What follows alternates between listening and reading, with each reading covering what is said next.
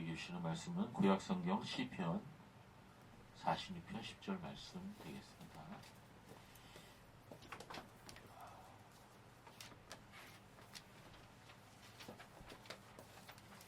시편 46편 10절 말씀 한 구절입니다. 우리 같이 시편 46편 10절 말씀을 한 목소리로 읽도록 하겠습니다. 함께 있습니다. 시작. 이르시기를 너희는 가만히 있어 내가 하나님 됨을 알지어다. 내가 열방과 세계 중에서 높임을 받으시도다. 아멘. 한 번만 더 읽어보도록 하겠습니다. 다시 한번 읽습니다. 시작. 이르시기를 너희는 가만히 있어 내가 하나님 됨을 알지어다. 내가 열방과 세계 중에서 높임을 받으리라 하시도다. 제가 지난 2주간 동안 여러분에게 전해드린 말씀은요, 오늘 말씀과도 연결되는 것입니다. 지지난 주일에 저는 이렇게 말씀을 드렸죠. 사람은 그가 믿는 신관념에 따라 그 수준이 결정된다. 뭐라고요? 사람은 그가 믿는 신관념에 따라 그 수준이 결정된다. 이렇게 말씀드렸습니다. 여러분이 여러 번 반복해서 들으셨기 때문에 기억하실 것입니다. 그렇습니다. 사람은 자신이 믿고 있는 신에 대한 관념만큼 그의 삶도 그렇게 된다는 것입니다. 그들이 믿고 있는 신에 대한 관념이 저급하면 그들의 문화도, 그들의 삶도, 그들의 모습도 저급하게 된다는 것입니다. 즉 그가 믿고 있는 신이 저급한 모습이면 그의 모습도 그렇게 된다. 이런 말씀을 드렸습니다. 이것은 교회 다니는 사람들에게도 그대로 적용될 수가 있습니다. 어떤 사람이 하나님을 믿는다고는 말하지만 하나님에 대한 그의 생각이 잘못되어 있다면 그의 삶 또한 잘못되게 된다는 것을 말씀드렸죠. 하나님에 대한 그의 생각이 성경적이지 못하고 그가 믿고 있는 하나님에 대한 모습이 성경에서 말씀하시는 하나님과 동떨어져 있다면 그의 사고방식도 잘못되고 그의 말과 행동과 인생도 다 잘못되게 된다고 말씀드렸어요. 하나님에 대한 생각이 잘못되면 그 사람의 삶도 잘못된다는 그런 말씀입니다. 그래서 우리가 아무리 교회를 오래 다녔다 할지라도 그가 하나님에 대한 바른 지식을 가지고 있지 못하다면 그의 삶과 인격과 행위가 바르게 되지 못한다는 것입니다. 자, 쉽게 얘기하자면 내가 지금 신앙생활을 하는데 아무 변화도 없고 기쁨도 없고 열매도 없다. 그 이유가 뭐냐는 거죠. 그 이유가 뭐냐? 그거는 하나님을 내가 잘 알지 못해서 그렇다는 것입니다. 그가 생각하고 있는 하나님에 대한 모습이 성경이 말씀하고 있는 하나님의 모습과 동떨어져 있다면 그의 신앙은 건전하지 못하며 더 나아가 그의 삶 또한 그렇게 된다는 것입니다. 열매가 없는 삶이 된다는 것입니다. 그래서 우리는 하나님에 대한 올바른 지식을 가져야 합니다. 우리가 하나님에 대한 올바른 지식이 없다면 우리의 삶도 행위도 잘못되기 때문인 것입니다. 그래서 우리는 하나님이 어떤 분이신지 우리를 위하여 어떠한 일을 하셨는지를 똑바로 알아야 하는 것입니다. 일찍이 호세아서는 우리에게 이런 말씀을 전했죠. 여러분 말씀 간지 오늘 있습니다. 말씀 간지 펴셔서 호세아 6장 3절과 6장 6절을 우리 같이 읽어보겠습니다. 시작. 그러므로 우리가 여호와를 알자. 힘써 여호와를 알자. 그의 나타나심은 새벽빛같이 어김없나니 비와 같이 땅을 적시는 늦은 비와 같이 우리에게 임하시리라 하시라. 여기서 호세아 선지자가 간절하게 부탁한 말이 뭐예요? 우리가 여호와를 힘써 알자. 이렇게 얘기했습니다. 호세아 6장 6절 읽어보겠습니다. 시작. 나는 인애를 원하고 제사를 원하지 아니하며 번제보다 하나님을 아는 것을 원하노라. 네, 자, 이 말씀을 오해해서 하나님이 제사를 드리지 말라고 하신 것이라 이렇게 생각하면 안 돼요. 하나님께 드리는 예배가 중요하지 않다는 말씀이 아닙니다. 이 말씀의 의미는요, 우리가 먼저 하나님에 대해서 바로 알고 나서 하나님께 나아가 예배 드려야 한다는 것입니다. 즉 우리가 하나님을 알고 있는 지식만큼 우리가 그 예배가 더 깊어질 수 있다는 거예요. 하나님에 대한 지식이 얄팍하면 예배도 얄팍하게 됩니다. 깊은 예배가 못 돼요. 마찬가지입니다. 그래서 인생도 그런 거죠. 어떤 사람이 하나님에 대해서 이런 생각을 했다고 합시다. 하나님은 사랑의 하나님이야. 맞아요? 틀려요? 맞죠? 그러니까 내가 어떠한 잘못을 해도 다 용서하실 거야. 이건 맞습니까? 틀립니까? 이렇게 생각을 한단 말입니다. 오늘날 많은 사람들이 이렇게 생각하고 교회를 나와요. 예배를 드리고요. 그러면서 삶 속에 돌아가서는 어떻게 해요? 거짓말하고 사기치고 도둑질하고 성적으로 방탕하게 살고 시기하고 질투하며 살다가 주일이 되면 교회에 나와요. 그리고 또 이렇게 말합니다. 사랑의 하나님, 좋으신 하나님, 나의 모습 이대로 받으신 하나님, 이렇게 고백하면서 예배를 드려요. 오늘날 많은 교회에서 많은 목사님들이 이렇게 가르치고 또 많은 교인들이 이렇게 알고 있어요. 그러나 그 사람이 알고 있는 하나님은 성경의 하나님은 아닙니다. 자기 마음대로 지어내고 그려놓은 하나님이라는 것입니다. 하나님께서는 사랑의 하나님이시지만 또한 거룩하신 하나님이시며 공의의 하나님이심을 성경은 강하게 반복해서 말씀하고 있습니다. 하나님은 당신의 백성이 어떻게 하기를 원합니까? 죄에서 떠나기를 원하시며 하나님을 닮아 거룩하기를 원하십니다. 자, 하나님을 믿는 사람을 뭐라고 부르죠? 뭐라고 부릅니까? 교회에서 나오는 사람을 교인이라고 부르지만 하나님을 믿는 사람들은 뭐라고 부르죠? 성도라고 부르죠. 성도. 성도가 무슨 뜻이죠? 예, 거룩할 성자에 물이 도를 써서 거룩한 물이라는 뜻이에요. 즉 하나님의 거룩한 백성을 성도라고 부르는 것입니다. 교회에 다니는 사람이 다 성도가 아니에요. 입으로만 하나님 부르지 말고 삶 속에서 말과 행동이 거룩한 사람으로 사는 사람이 진정한 성도라고 말할 수가 있는 것입니다. 그래서 이사야 선지자가 그 옛날 이런 말씀을 전했어요. 하나님 말씀을 우리 또 말씀 다시 읽어봅시다. 이사야 1장 11절 13절 말씀이에요. 우리 조금 긴데 같이 읽어요. 시작. 여호와께서 말씀하시되 너희의 무수한 재물이 내게 무엇이 유익하냐. 나는 순양의 번제와 살진 짐승의 기름에 배불렀고 나는 수송아지나 어린 양이나 수변소의 피를 기뻐하지 아니하노라. 너희가 내 앞에 보이러 오니 이것을 누가 너희에게 요구하였느냐. 내 마당만 밟을 뿐이라. 헛된 재물을 다시 가져오지 말라. 분양은 내가 가증히 여기는 바요. 월삭과 안식일과 대회로 모이는 것도 그러하니. 성경하울로 맨 마지막에 뭐라고 그러셨죠? 성회. 이 성회는 한마디로 안식일에 예배 드리는 걸 얘기해요. 성회와 더불어 악을 행하는 것을. 자, 이게 서로 어울려요, 안 어울려요? 자, 예배는 드리는데 악은 버리지 못하고 있어요. 삶 속에서. 자, 이것을 하나님이 못 견디겠다는 거예요. 못 견디겠다는 거예요.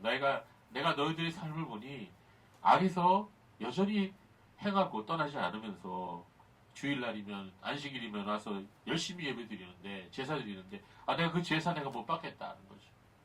이 제사가 나쁜 게 아니에요. 하나님께 제사 드리고 예배 드리는 거는 옳은 것이고 하나님 명령입니다. 그러나 악을 행하면서 악에서 떠나지 않으면서 제사 지내고 예배 드리는 것은 하나님이 견디지 못하겠다.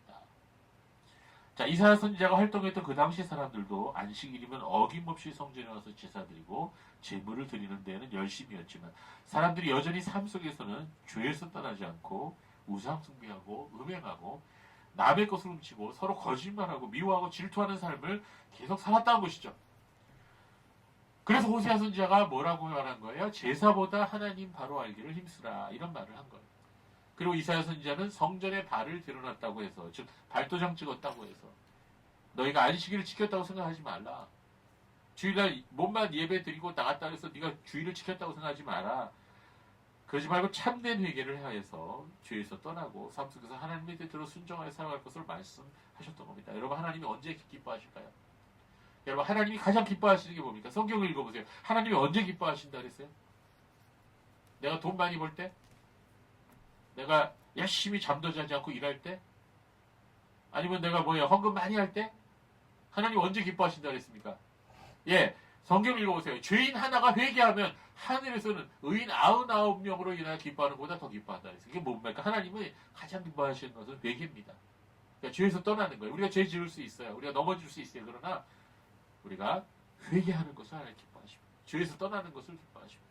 그래서 우리가 말씀에 순종한다는 것이 첫 번째가 뭐냐? 죄에서 떠나는 거고, 내 안에 아직도 있는 죄의 습성들에 대해서 내가 죄와 싸우고, 거듭나지 않은 사람은 진짜 회개해서 하나님 앞에 거듭나고, 그리고 이미 거듭난 사람 날마다 죄와 싸워서 죄를 버리는 그런 삶을 사는 것, 그 하나님이 가장 기뻐하시는 것이다. 이처럼 이스라엘 백성들의 삶이 잘못된 것은 왜 잘못됐냐면 그들이 가지고 있었던 하나님에 대한 생각이 잘못되었기 때문인 것입니다. 그래서 호세아 선지자는 이스라엘 백성들에게 뭐라고 말한 거예요? 너희가 하나님을 바로 알아야 한다라고 말했던 것입니다. 하나님께서 무엇을 원하시는지, 하나님께서 싫어하시는 죄가 무엇인지 알아야 한다고 말씀했던 것이에요. 지금도 그것은 마찬가지입니다. 우리가 아무리 열심을 내어 교회에 나와서 예배드리고 봉사한다 하더라도 하나님의 뜻을 잘 알지 못하고 하나님께서 미워하시는 죄와 우상숭배를 버리지 못한다면 하나님께서 우리의 예배를 받으시지 못하는 것입니다. 여러분, 이렇게 많은 사람들이 예배를 드리러 나와 있지만 각각 하나님에 대한 생각이 다 달라요. 해나가 생각하는 하나님의 모습, 지원이가 생각하는 하나님의 모습, 조금씩 다 다른단 말이에요. 그래서 어떻게 해야 돼요? 우리가 하나님에 대해서 더 알아가기를 소망해야 돼요. 왜? 그것은 남을 위해서가 아니라 바로 내 자신을 위해서입니다. 내 자신의 삶이 아름답고 행복해지기 위해서는 우리가 하나님을 더 알아가야 된다는 것입니다. 만약에 우리가 하나님의 뜻을 잘 알지 못하고 하나님께서 미워하시는 죄와 우상숭배를 버리지 못한다면 하나님께서 우리의 예배를 받으시지 못한다는 것이죠. 그렇습니다. 하나님에 대한 잘못된 지식이, 하나님에 대한 잘못된 생각이 우리의 삶과 행동을 잘못되게 만든다는 것입니다. 그래서 우리는 하나님이 어떤 분이신지, 하나님이 우리에게 무엇을 요구하고 계시는지를 바로 알아야 돼요. 그렇다면 우리가 하나님에 대한 올바른 지식을 가지려면 어떻게 해야 될까요? 하나님께서 우리에게 하나님에 대해 우리가 알아야 할 모든 것을 이 신구약 성경에 기록하여 주셨습니다. 그래서 우리가 성경 말씀을 부지런히 읽고 묵상해야 하는 이유가 거기에 있는 거죠. 그러나 주의할 것은 성경 말씀을 제 마음대로 제각각 해석해서는 안 된다는 것입니다. 많은 사이비 이단들이 성경 말씀을 제 마음대로 해석하다가 생겨난 것입니다. 그래서 일찍이 베드로 사도는 하나님의 말씀인 성경을 자신의 욕망에 따라 멋대로 해석하는 죄를 짓지 말라고 경고했던 것입니다. 베드로후서 1장 20절 21절에 그 말씀이 있어요. 우리 같이 읽어볼까요? 시작. 먼저 알 것은 성경의 모든 예언은 사사로이 불 것이 아니니 예언은 언제든지 사람의 뜻으로 낸 것이 아니요 오직 성령의 감동하심을 받은 사람들이 하나님께 말한 것입니다. 예, 예언을 잘못 풀면 안 된다는 거죠. 베드로 사도는 그 당시에도 이처럼 하나님의 말씀을 자기 생각대로 해석하고 억지로 풀어서 많은 사람을 미혹으로 이끈 사례가 있었음을 말씀하고 있습니다. 베드로후서 3장 15절 16절에 다시 말씀하고 있는데요. 또 우리 주의 오래 참으심이 구원이 된 줄로 여기라.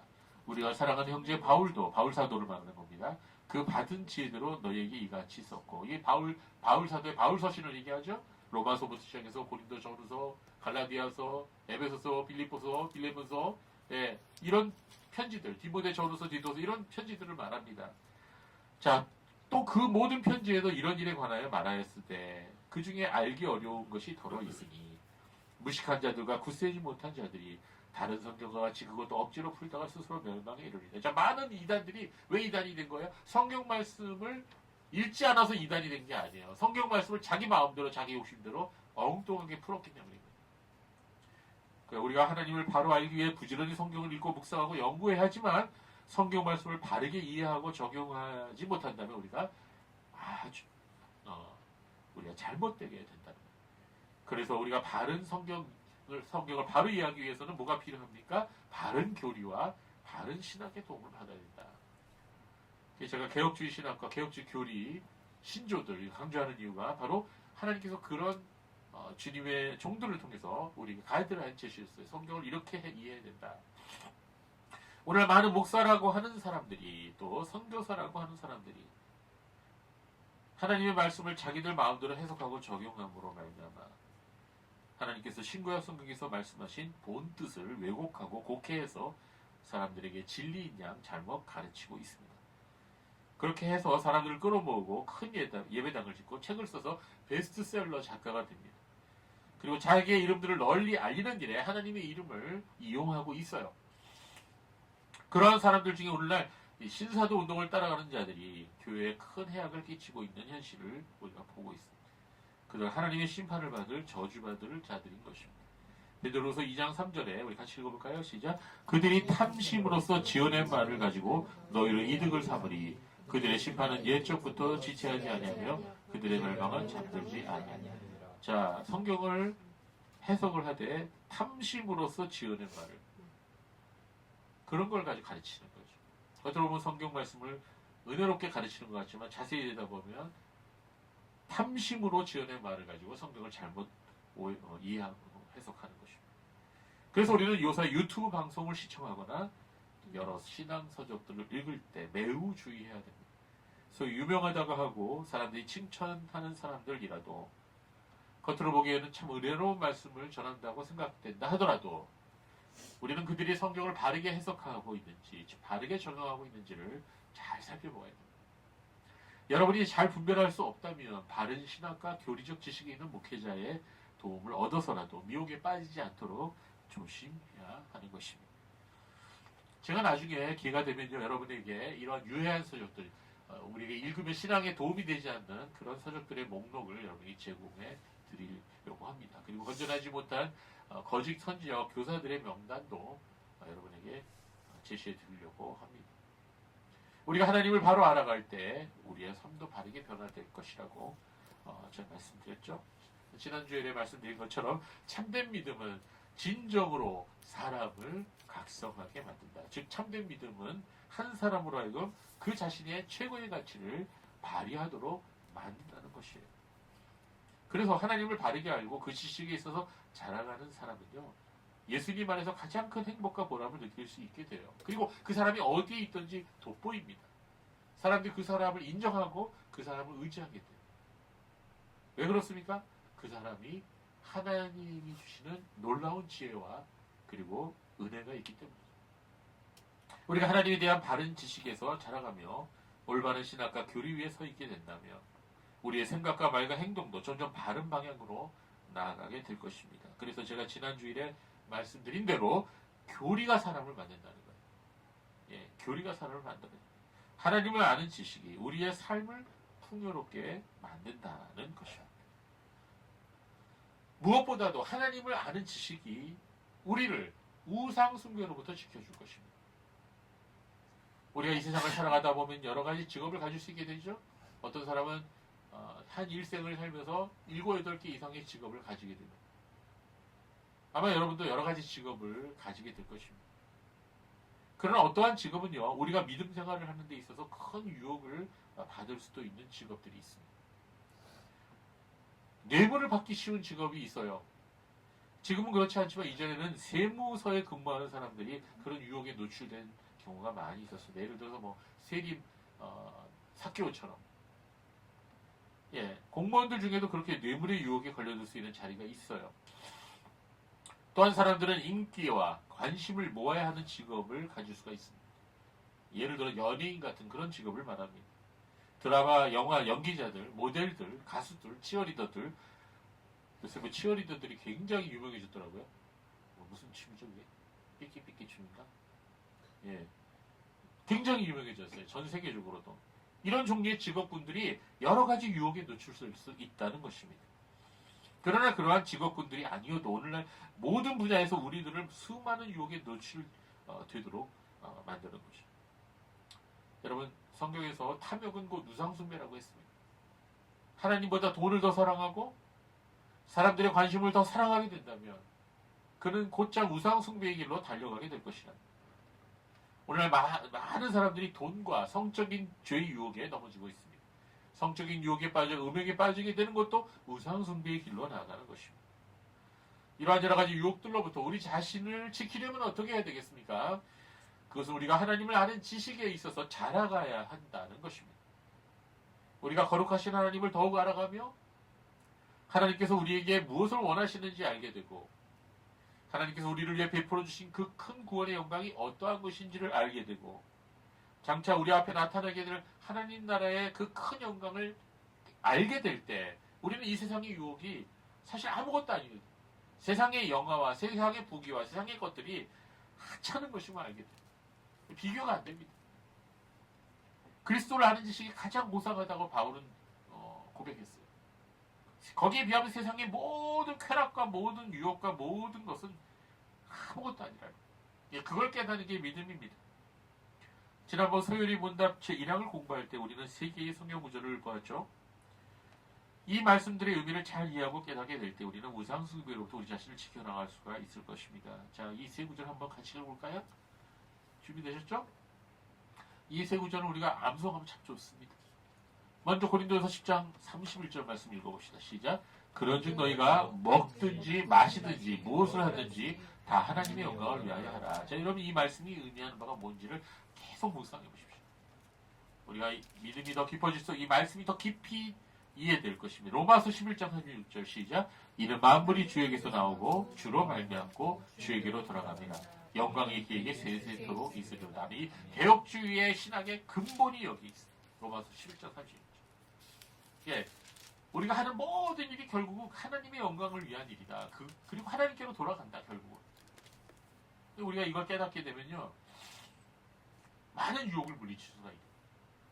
그 다음에 이제 시편 73편 25절 28절의 고백을 보겠습니다. 이 굉장한 고백을 하고 있네요. 시작. 하늘에서는 주의 누가 내게 있으리요 땅에서는 주밖에 나의 사모할 자 없나이다. 내 육체와 마음은 쇠잔하다. 하나님은 내 마음의 반석이시요 영원한 무기이시시다. 대저 주를 멀리하는 자는 망하리니 음녀같이 주를 떠나는 자를 주께서 다 멸하셨나이다. 하나님께 가까이 함이 내게 복이라. 내가 주 여호와를 나의 피난처로 삼아 주의 모든 행사를 전파하리이다. 이분이 뭐라고 고백했냐면, 솔직히 세상에 있는 사람들, 뭐 훌륭한 사람도 있고 그렇지 못한 사람도 있지만 정말 내가 사모할 만한 존재는 아무도 없다. 이 말은 사람을 사랑하지 말라는 얘기가 아니라 사람 다 부족하다는 거죠. 완벽한 사람이 없다는 거죠. 내가 정말로 내 마음과 몸을 다 바쳐서 사랑할 만한 분은 하나님밖에 없다. 이걸 깨달은 거예요.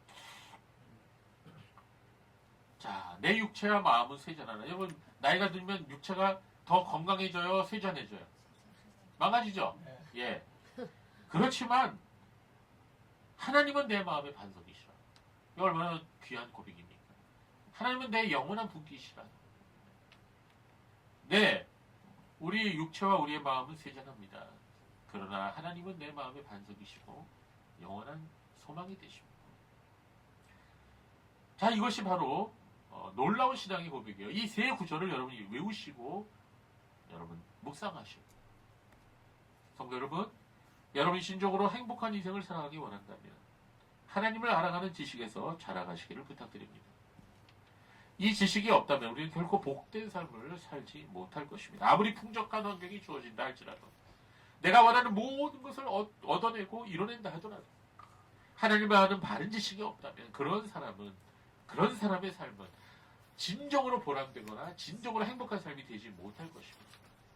그러므로 우리는요, 살면서 맛있는 음식보다도 멋진 옷과 가방과 장신구보다도 사람들의 관심과 인기보다도 우리에게 많은 수익을 안겨줄 수 있는 주식이나 투자보다도 자동차나 아파트보다도 하나님을 아는 바른 지식에서 자라가기를 간절히 소망해야 하는 것입니다. 뭐 그런 것 추구하지 말라는 거 아닙니다. 그러나 그런 것들을 간절히 원하는 것보다 더 간절히 하나님을 아는 지식에서 자라가야 하는 거예요. 저는 오늘 지금까지 말씀드렸던 내용과 연관해서 오늘 본문이 시편 46편 10절 말씀에 있는 하나님 명령을 살펴보기 원합니다. 다시 한번 본문을 읽어보겠습니다. 시작. 이르시기를 너희는 가만히 있어 내가 하나님 됨을 알지어다. 내가 열방과 세계 중에서 높임을 받으리라 하시도다. 아멘. 자, 여기서 하나님 뭐라고 말씀하세요? 너희는 가만히 있어 내가 하나님 됨을 알지어다. 여러분, 성경을 통독하다가 이 본문을 여러 번 읽었을 겁니다, 이미. 그런데 이 말씀을 주목하여서 묵상해보면 굉장히 귀한 뜻이 있어요. 저는 이 말씀에서 가만히 있어라는 표현에 주목하기 원합니다. 시편 46편 10절 말씀은요, 가만히 있어라는 명령어로 문장이 시작돼요. 히브리어 본문을 보면 그게 첫 구절입니다. 영어로 하면 be still, 가만히 있어라는 거예요. 히브리어 원문으로 읽어보면 하르푸라는 단어를 사용했어요. 자, 이 단어의 원형이 라파라는 단어인데요. 자, 이 라파라는 단어의 의미는 물에 잠기다 할 때 그 잠기다입니다. 영어로 하면 think죠. 잠기다, 빠지다 할 때 이 라파라는 단어를 써요. 또 이 라파라는 단어의 의미는 relax, 긴장을 풀고 편하게 쉬다라는 의미가 있어요. 그래서 이 성경에 나와 있는 하르푸는 라파의 사역형 명령 형태예요. 가만히 있어라. 즉 너희는 가만히 있어라. 이 말은요, 너희 스스로를 가만히 있도록 해라. 좀 강조의 의미죠. 그래서 히브리어 본문을 보면 하르푸 이렇게 되어 있어요. 그래서 저는 이 말씀을 이렇게 이해할 수 있다고 생각합니다. 하나님 앞에서 힘 빼라는 거예요. 하나님 앞에서 조급해하지 말라는 거죠. 즉 하나님 앞에서 잠잠히 기다리라는 그런 의미입니다. 그리고 그 다음에 나오는 단어가 바로 우도우라는 단어입니다. 자, 접속사 마부와 야다라는 동사가 합쳐진 형태예요. 야다는 여러분 너무나 유명한 히브리어 단어죠. 알다라는 뜻이잖아요. 그래서 이 두 동사가 합쳐져서 할프 우도 즉 가만히 있어라 그리고 알아라 이렇게 이 문장은 시작되고 있어요. 그 다음에 뭐예요? 하나님을 알아라는 거죠. 하나님. 자, 그렇다면 이 말은 하나님을 알기 위해서는 먼저 가만히 있어야 한다는 거예요. 오늘날 사람들은요, 하나님을 알기 위해 가만히 머무르는 것을 못해요. 하나님이 어떤 분이신지 알기 위해 가만히 앉아서 기도를 못해요. 아마 여러분 뭘 하루 종일 그 어떠한 일도 하지 말고 성경만 읽고 기도하면서 하루를 보내자고 한다면 그렇게 할 수 있는 분들이 얼마나 있을까 하는 생각이 듭니다. 갑자기 제가 전화를 했어요. 권 집사님한테. 권홍 집사님, 며칠 날 하루 일 다 제끼시고 저하고 하루 종일 기도합시다. 말씀 읽읍시다. 부담 오죠? 부담 옵니다. 근데 이전에는 그렇게 하는 분들이 꽤 많았어요. 성경에도 보면요, 하나님 앞에서 하루 이틀이 아니라 40일을 아무것도 하지 않고 기다리는 사람들이 있었습니다. 모세도 그랬죠? 예수님도 그렇게 했어요. 다니엘도 세일에 동안, 세일에만 며칠입니까? 37에 21일 동안 하나님 앞에 잠잠히 말씀을 기다렸어요.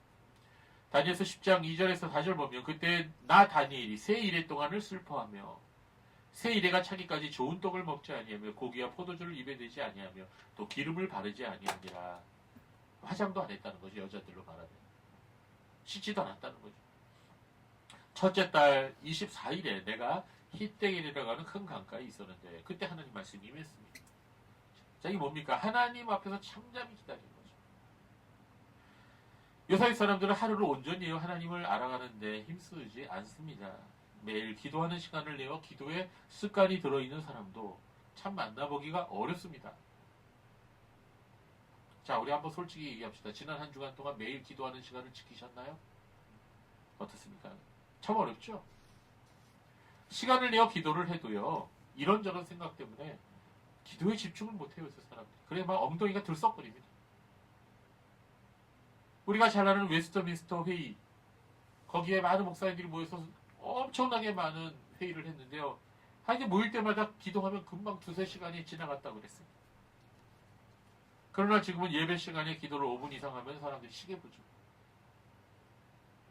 물론 현대인들은 그만큼 해야 할 일이 많고 정말 바쁜 하루하루를 살아가고 있어요. 만약 그렇지 못하면 도태되거나 직업을 잃을 수도 있어요.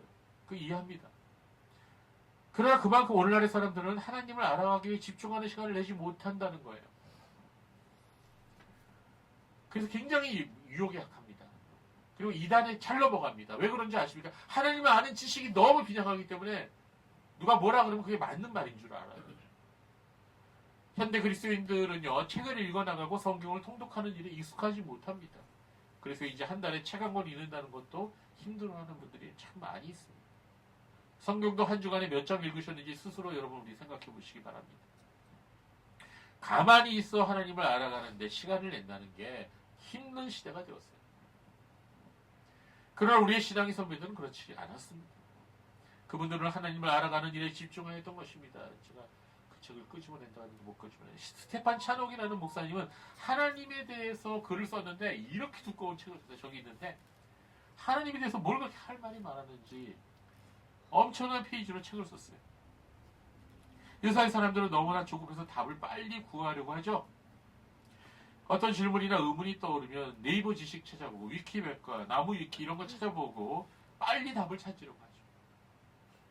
책도 한 권을 정독하기보다는 다른 사람이 요약해 놓은 걸 읽고 대충 줄거리만 알면 만족합니다. 그러다 보니 오늘날의 그리스도인들은 이전의 성도들보다 하나님을 알아가는 데 있어서 깊이 나아가지를 못하는 것 같습니다. 근데 여러분, 우리가 이것을 분명히 알아야 합니다. 하나님을 아는 지식이 사람을 만든다는 거예요. 하나님을 아는 지식이 사람으로 하여금 가장 고성하게 만들고 가장 지혜롭게 만들고 가장 아름다운 모습으로 빛나도록 만드는 것입니다. 여러분이 앞으로 어떤 직업을 가든지 어느 곳에 있든지 여러분이 거기서 보석처럼 빛날 수 있는 이유는 여러분이 하나님을 아는 지식에서 자라갈 때입니다. 하나님에 관한 올바른 개념은 조직신학뿐 아니라 실제 그리스도인의 삶에 있어서도 기초가 되는 것입니다. 하나님에 대한 올바른 개념과 예배의 관계는요, 성전의 기초와 성전 자체와의 관계와 같아요. 기초가 튼튼하지 못하면, 똑바로 서 있지 못하면 건물 전체가 무너져 버릴 수도 있는 거예요.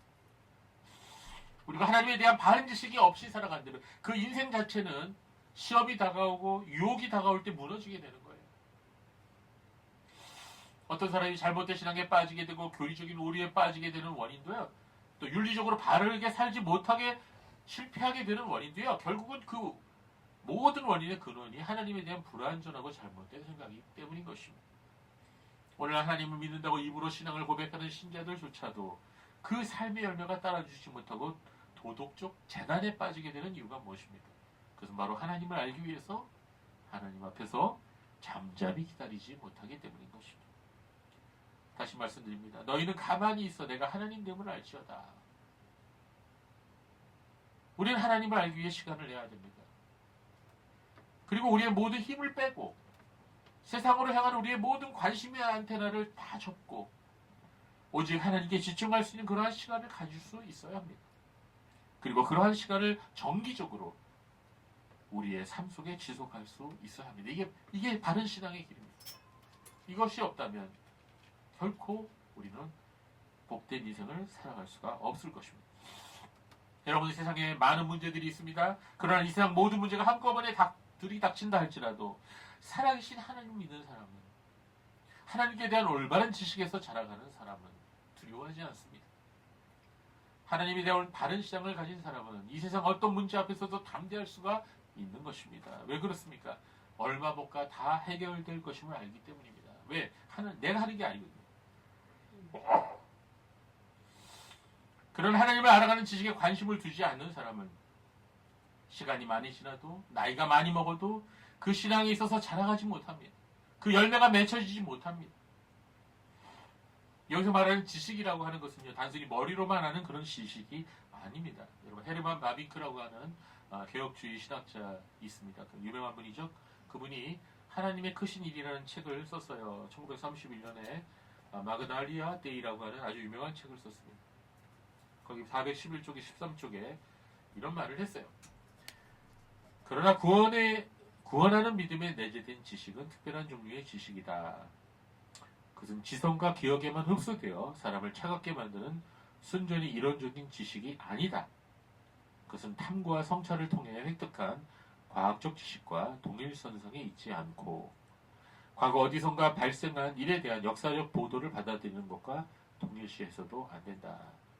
즉 하나님을 아는 지식, 구원하는 믿음에 내재된 지식은 특별한 종류의 지식이, 그런 사람들이 일반적인 지식과는 다르다는 겁니다. 계속해서 말합니다. 믿음의 지식은 실천적인 지식이며 머리의 지식보다는 마음의 지식이며 인격적이고 깊고 영혼 전체를 사로잡는 지식이다. 왜냐하면 그것은 내 자신이 내 본질의 핵심과 결부된 문제요. 내 존재, 내 삶, 내 영혼, 내 구원과 관련된 문제이기 때문이다. 그러므로 믿음이란 나에게 다가오는 증언을 동의하고 받아들이는 것. 지적으로 알고 경험적으로 아는 것이다. 그것은 그 증언을 나 자신에게 적용하여 받아들이는 것. 하나님을 전하는 말씀을 사람의 말이 아니라 하나님의 말씀으로 받아들이는 것이며, 즉 복음을 하나님께서 나에게 개인적으로 보내시는 메시지로 받아들여 내 것으로 삼는 것이다. 이렇게 하나님을 아는 지식을 설명했어요. 여러분에도 이러한 하나님을 아는 지식이 있기를 바랍니다. 그리고 그 지식에서 날마다 자라나시기를 바랍니다. 그 지식이 저와 여러분을 진정으로 복되게 만들 것이며 의미 있는 삶을 살도록 하게 할 것입니다. 그러므로 성도 여러분, 하나님을 알기 위해 시간을 내시기 바랍니다. 하나님을 알기 위해 가만히 있는 시간을 내어야 합니다. 하나님의 말씀을 집중하고 기도에 집중할 수 있는 그런 시간이 우리에게 필요합니다. 너희는 가만히 있어 내가 하나님됨을 알지어다. 너희는 가만히 있어 내가 하나님됨을 알지어다. 아멘. 기도하겠습니다.